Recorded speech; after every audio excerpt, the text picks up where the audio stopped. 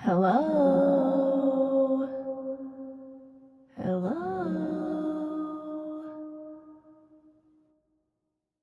Good morning, bright eyes. Well, it's not really morning. Actually, it's closer to 6 p.m., but that doesn't matter since you're blindfolded. Morning, noon, evening, it's all the same thing to you right now, isn't it? Since everything is dark to you, you are completely dependent upon me to explain anything and everything that's going on around you. And since I've got you tied up and gagged and you're lying here helplessly on my bed, you're also completely dependent upon me for, well, everything. Now, don't you fret, sweetie. Don't let any idea settle into that beautiful imagination of yours that your life is in danger or anything like that. Having you tied up and helpless doesn't mean I want to hurt you. No, no, no. I didn't bring you here to hurt you at all. I brought you here to claim you, to adore you, to love you. That's right. That's what I said. I'm going to love you for the rest of my life. I've made you my pet, my darling. My one true love that I can never be without ever again. That means I'm going to feed you and clothe you and bathe you. I'm going to take care of all of your needs. But not just that. No, no, my pet, not just that. Since I'm making you mine and I'm going to be responsible for you, I'm going to take care of everything. Not just your needs, but your wants. Your deepest desires are now my responsibility. And my pleasure. I know that you don't just need basic necessities. You need play. You need fun. You need exercise. And I know just how to provide it. I've got movies and games and other plans for you. So many plans. I think you've probably got a pretty good idea of the kinds of things I'm talking about. If it weren't for the gag in your mouth right now, I'd plant a kiss on those lovely lips of yours to give you a small taste of what I mean. Pet. But as my pet, you don't just need affection. You also need discipline. You need to be made aware when you've done something wrong so you can correct your behavior. I'm going to love you with everything I've got, but you also need to love me too. And when you're bad, you need to know that you hurt me. And my pet, you have been very bad. So unfortunately, the gag can't come off at the moment, so you'll just have to be content with me running my fingers through your hair and across your ears. You see, my pet, I said I don't want to hurt you, and I meant it. But you still need to be punished. Is that a trace of fear I detect? Good. Good. That means you're understanding. That means you're learning. That's very good. The quicker you learn, the better off your life will be with me. What's that, dear? Are you trying to speak through the gag? I will admit that I wish I had another way to punish you. Using the gag does limit how well you can communicate, and I do get so easily frustrated when I can't understand you. So, let that be part of your lesson, my dear sweet love. Punishing you hurts me so deeply. You don't want to be bad anymore, do you?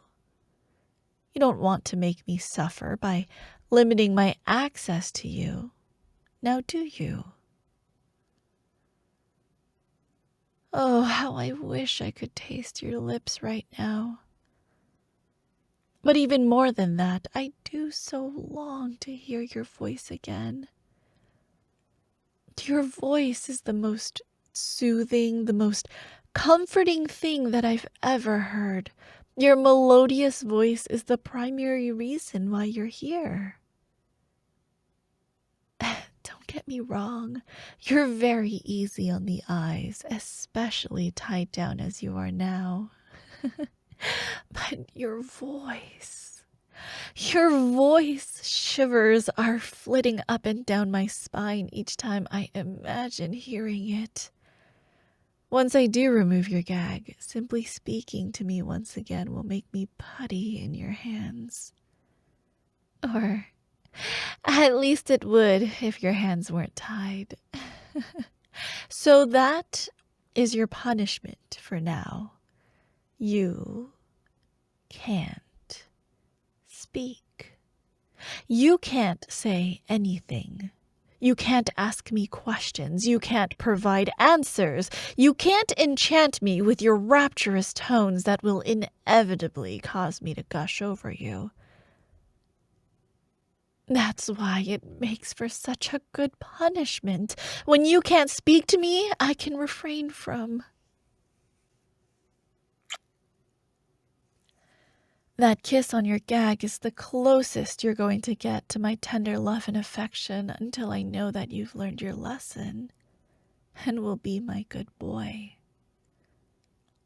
No, even with the gag and the blindfold, it's clear that you're bewildered. Are you truly confused as to what you did and how you were a naughty, naughty boy? Even your confusion is endearingly sweet. You are truly the cutest, sweetest boy I've ever come across.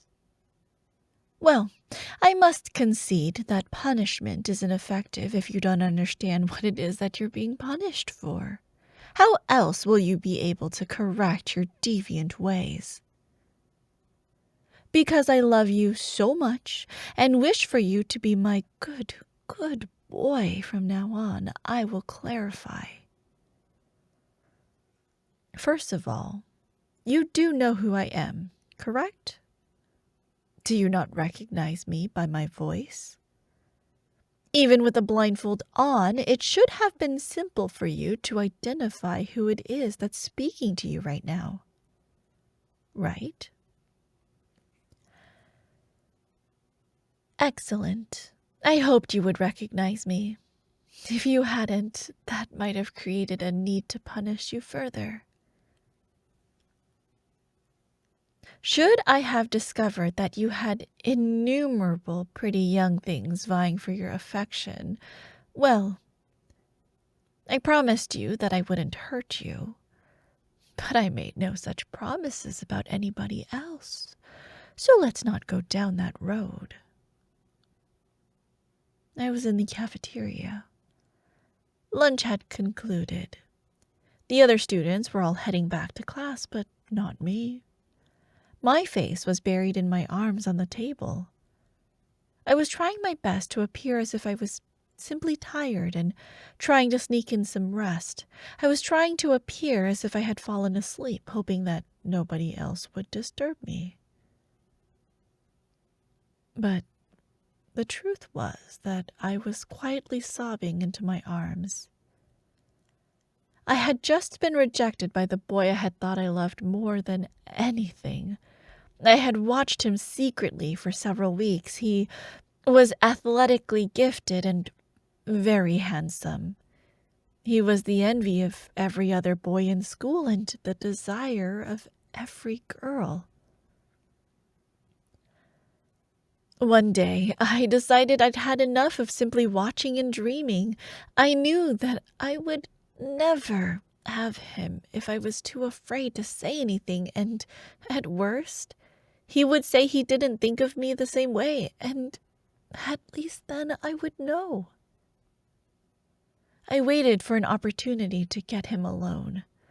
I caught him in the chemistry lab as he was cleaning up his area. The other students had all gone. I marched in quickly, and then just as quickly blurted out what I had to say before my nerves got the better of me and made me too afraid to speak. After I finished, there was a long silence. I let my hopes get the better of me and imagined that he was overwhelmed with my confession and had in fact been secretly desiring the same thing. But then he broke out in laughter. He laughed and laughed as if my confession was the most absurdly ridiculous thing he'd ever heard. He treated me as a foolish clown, someone completely unworthy of a god such as he.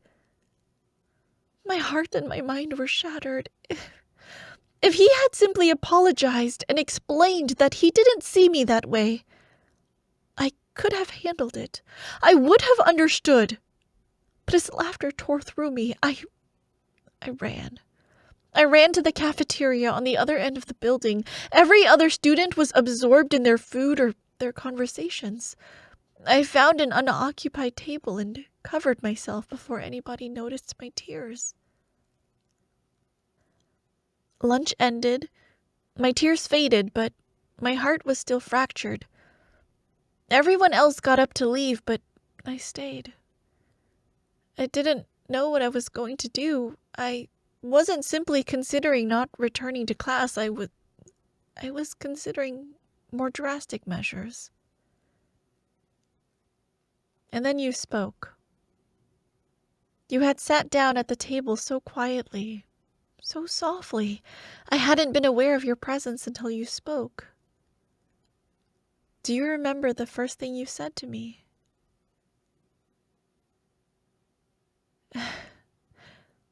So do I. It was simple, yet elegant. The sound of your voice, the words you spoke, they will forever be etched in my memory as some of the most beautiful things I've ever heard. You simply said, "The time after you've run out of tears is the most painful, isn't it?" I lifted my head in surprise. You weren't looking at me.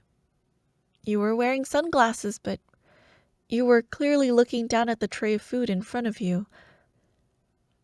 It was obvious to me that you were too shy to look in my direction, and yet you spoke with such tenderness and compassion that I knew you spoke from the conviction of one who has suffered in the same way. Your voice, your sweet voice broke me out of my sorrow. Your voice wrapped me up in a warm embrace I never wanted to leave. And I still don't. You told me that you had newly arrived in our small town. Your parents were registering you in classes while you ate. You could tell that I was very sad and wanted to help. I don't think I could have opened up as easily to anybody else, but your voice was so comforting. I wanted to do everything I could to prolong you speaking. I told you that I wrote poetry, and you told me that you wrote stories. Fantastic tales of adventure and wonder that led us into each sharing tale after tale, creation after creation of magical journeys, amazing escapades, and sensuous romances. I admitted why I had been crying. I shared how he made me feel. I told you that I had even written him a love poem that I had wanted to read to him, but never got the chance before he chased me away with his laughter. You then asked me to read it to you, which I did. I see you in moments like light through the trees, a warmth in my heart, a soft summer breeze. I wonder if you feel it the way that I do, a quiet longing, a spark, only for you. Each word that you speak, like a song in my mind, a melody rare, impossible to find. I watch and I wait, my secret to keep, dreaming of you, awake and asleep. If ever you'd look, even just for a while, you'd see in my eyes the hope and the smile that whispers of love, deep and unknown, and says in a heartbeat, for you alone. When I finished, you wiped a tear away. It was clear that my poem touched you deeply. That alone took my breath away. But then, you hadn't even moved your head away from looking at your food. You hadn't even ever looked directly towards me. But then you told me that I was the most beautiful girl you'd ever had the privilege of meeting. You told me that the other boy was a fool for treating me so callously, and you told me that if I ever decided to write you a poem, such as the one you just heard, that you'd be mine forever. I didn't need to hear any more. I jumped up from the table and rushed away. I needed to write a new poem. I needed to write for you. I immediately realized that I forgot my notebook and ran back to get it, but I couldn't even look at you when I came back. I just grabbed my notebook and ran. I hurried to find a quiet place in the library where nobody else was studying, and I poured out my heart to you on that page. The words flowed like the tears from my eyes, only now they were tears of joy. I returned, swiftly, prepared to read you my poem and make you mine. And then I saw it. I saw you. I saw her. Yes, you're realizing now why you deserve to be punished, why you need to be corrected. You were walking away arm in arm with a beautiful young lady. At that moment, I couldn't determine which hurt worse, the mocking laughter of the other boy or realizing that you were just another player, leading me on with your sweet talk. You probably have a dozen young ladies all enchanted by your sweet tongue, don't you? But even knowing that I wasn't the only one you had been wooing, I won't lie and say I didn't fall for you. I fell deeply. You brought up emotions in me that I never even knew existed, and you did tell me, my love, you did tell me that if I ever wrote you a poem such as the first one I read to you, then you would be mine forever. Well, I wrote you that poem, which I will read to you shortly, and I will hold you to your word. You will be mine. You will always be mine. And because you will always be mine, never to be parted from me again, and because I never want you to flinch from me or worry about what harm I may cause, I will never cause you pain. But, my love, you hurt me deeply when I saw you with that other girl. You caused me such great pain that I admit to you right now that I want to hurt you back. I want to lash out and strike you. I do. I want to make you feel the agony that I suffered so that you understand how you made me feel. And that is why you're gagged. You can't express yourself. Your thoughts are trapped within yourself with no outlet to be heard. Your speaking privileges will be returned when I know that you're going to be a good boy. When I know that you're going to stand by your word and be completely mine. So now, as part of your punishment, I'm going to remove your blindfold so that you can see how I've dressed for you. Or rather, undressed. You're going to watch me as I pour my heart out to you. You're going to listen to me read you my poem and officially make you mine. You're going to burn with desire for me. And then you're not going to get me. Not for a long, long time.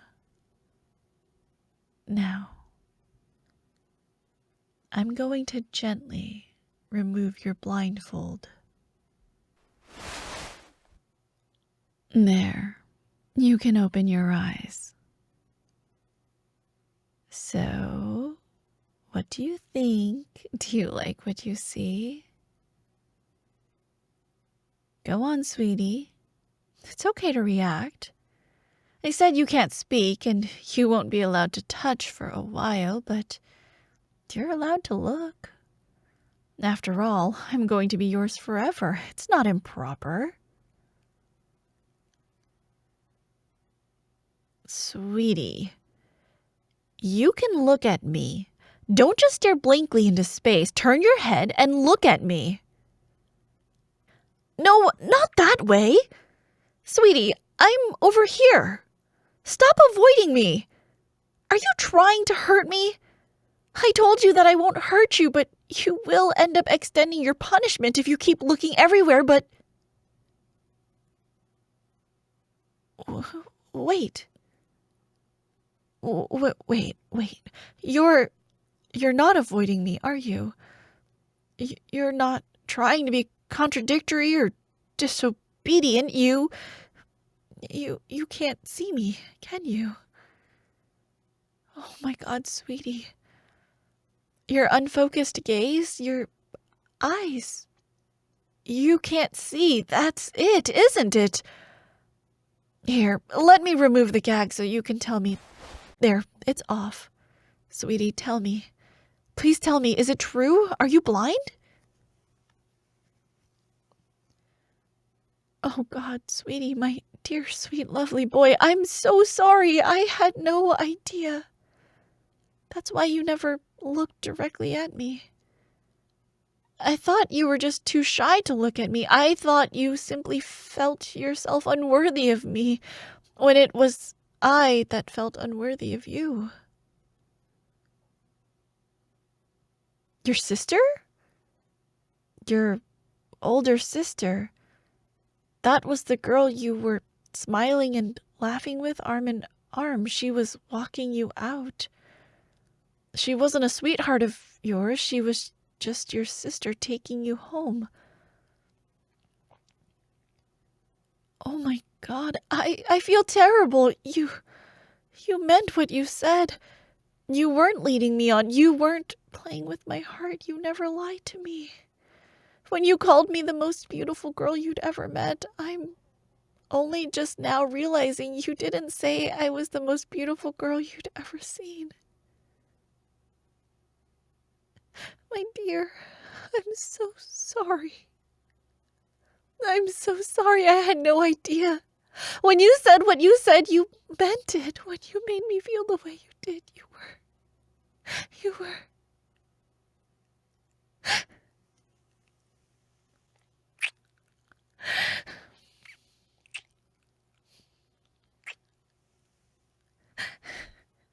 Yes, my love.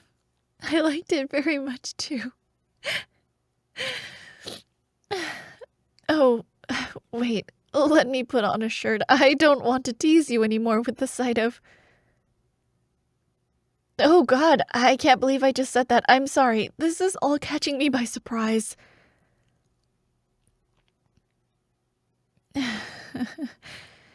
Yeah, I suppose you've got me beat in that arena.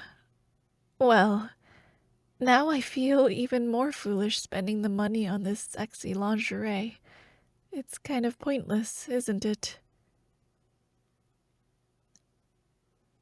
Yes, I'll be more than happy to let you feel it. Let me untie you so I can. What? Really? You do? I suppose that's right. Until I read you what I wrote, you're not actually mine yet. Okay, if that's what you want, I'll leave you tied so I can read what I wrote and you can focus on the words and the sound of my voice. You sit there in silence, eyes cast away, and somehow your quiet speaks more than words say. A gentle mystery, a soft, untold tale, a light in the stillness, a breeze without gale. I feel it, I swear, your heart beats like mine, unseen but familiar, a delicate sign. There's strength in your quiet, a grace in your gaze, a warmth that I'm drawn to like sun through a haze. I wonder if you know, or if you even see, the way that my heart falls so easily free. In whispers, in glances, I'm here without fear, waiting for you, though you won't look near. To be seen, truly seen, is all that I've sought, and I think in your silence, you've given me a lot. So I offer this truth, hidden but true. With all that I am, I'll wait here for you. I've read you my poem. You're now mine. May I untie you now? Of course I will. Before I untie you, I'll lay on you here and hold you. I'll stroke your hair. I'll wipe the happy tears from your eyes. And I'll remove the ties when you're ready. You're mine now. The ties don't matter anymore. I'm bound to you and you to me. I'll never leave you, my love. I promise.